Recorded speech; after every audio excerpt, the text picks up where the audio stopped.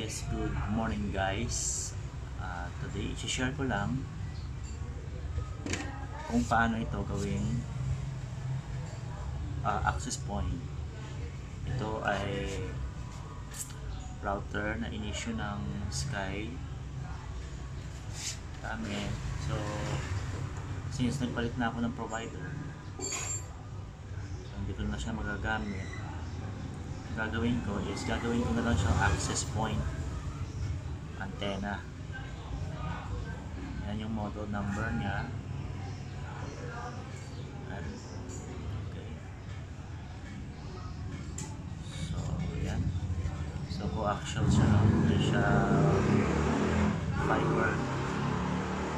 So isi-share ko sa inyo guys kung paano siya i-configure. So this is a Technicolor na router.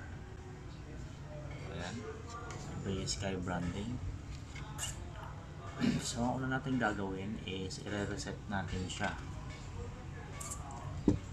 Then ito, saksak muna natin siya.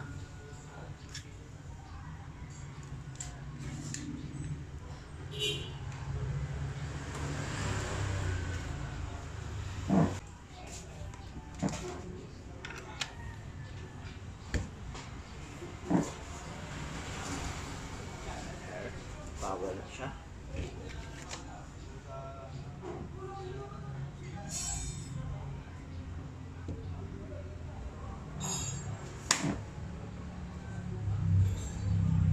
So ang gagawin natin is i-reset natin siya. Yes. So ang reset button niya is nandito.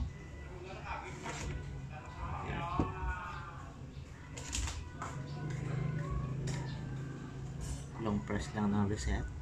Then pag may nakita tayong change activity ng LED niya, ang LED niya is it's good to go. Okay, tapos nun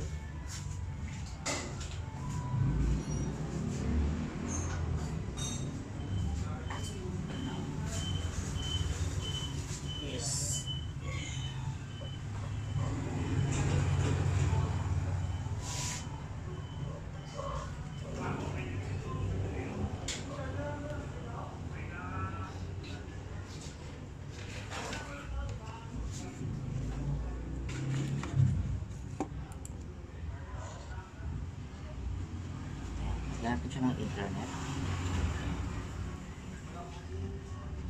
Kahit saan dito pwede siya guys, no? Paglagay natin dyan,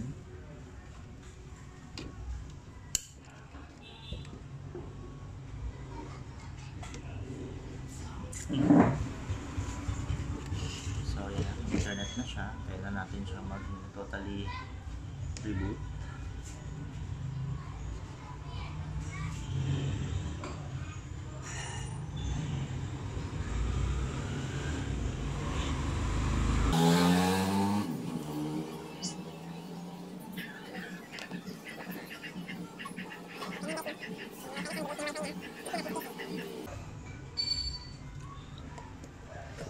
So, punta tayo sa PC. Ayan. Okay. Hanapin lang natin yung SSID niya. Default SSID.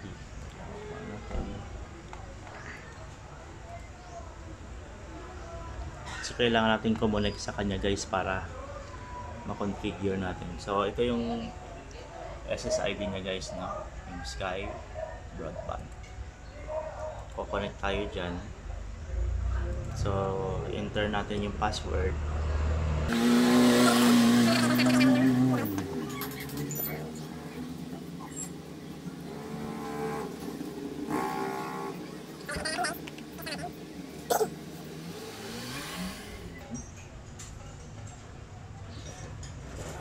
So medyo matagal-tagal yung ano niya. Normal lang naman na medyo matagal-tagal yung connect niya.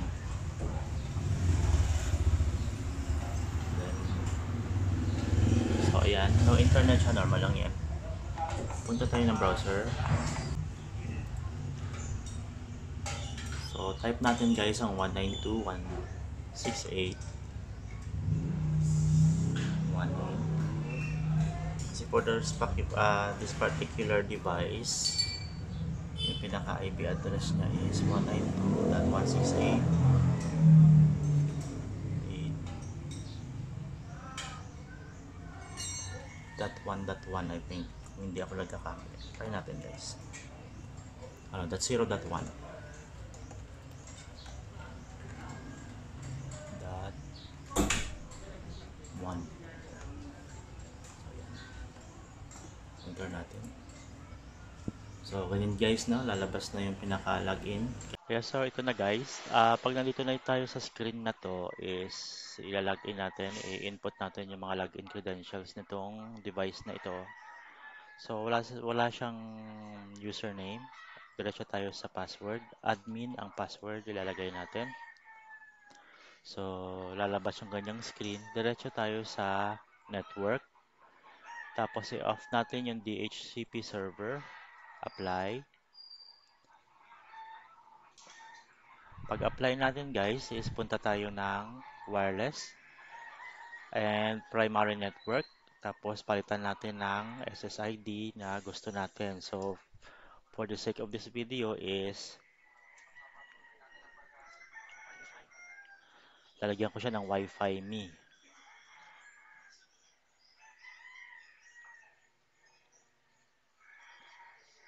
Or kayo na bahala. O, i-disable natin yung password. Tapos, click natin apply. Lagyan natin Wi-Fi meet. Ayan. Click apply. So, antayin natin ma-disconnect siya kasi ibig sabihin, okay. So, pag ganyan yung lumabas sa screen, ibig sabihin na-apply na yung mga changes na ginawa natin. Then, punta tayo ng Wi-Fi. So, ito na yung Wi-Fi na ginamit natin. Connect tayo ulit.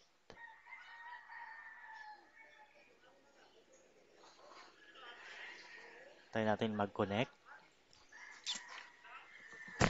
Oops, sorry. So, connected na siya guys, no? Okay, try natin sa YouTube. So, ayan na guys, no? Nakakonect na tayo sa ginawa nating access point. Ito yung SSID ng access point natin. Itong ginawa nating access point is walang password. So, ina-assume ko na gagamitin nyo siya sa piso Wi-Fi. So, kung gagamitin nyo siya sa personal na use is huwag nyo siyang tatanggalan ng password. Lagyan nyo siya ng password. Otherwise, is makakapasok yung mga outsider na mga devices. So, libre sila makagamit ng mga Wi-Fi, ng internet connection ninyo. So, ayun. Itong itong ginawa nating access point is pwede na siyang i-deploy as access point ng ating piso Wi-Fi. Try natin mag-video. Yung channel. Punta tayo sa channel ko. Ang channel kong napakaraming viewers. Athron Mix Vlog. So, ayan guys, no? This is my channel. My Chapsoy channel.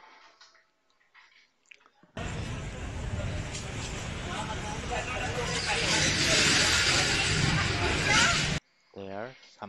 Yan yung sample ng ating ano guys. Hindi tayo nakakonect sa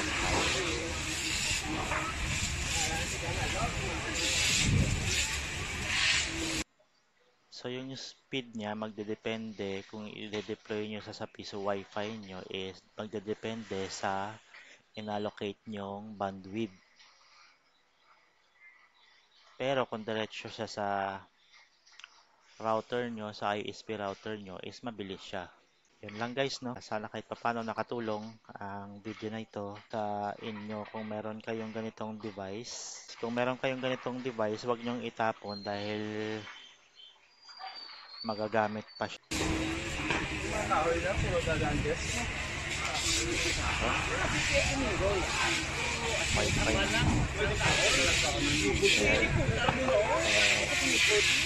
Aling ka sapat? Oo. Yun lang guys, no?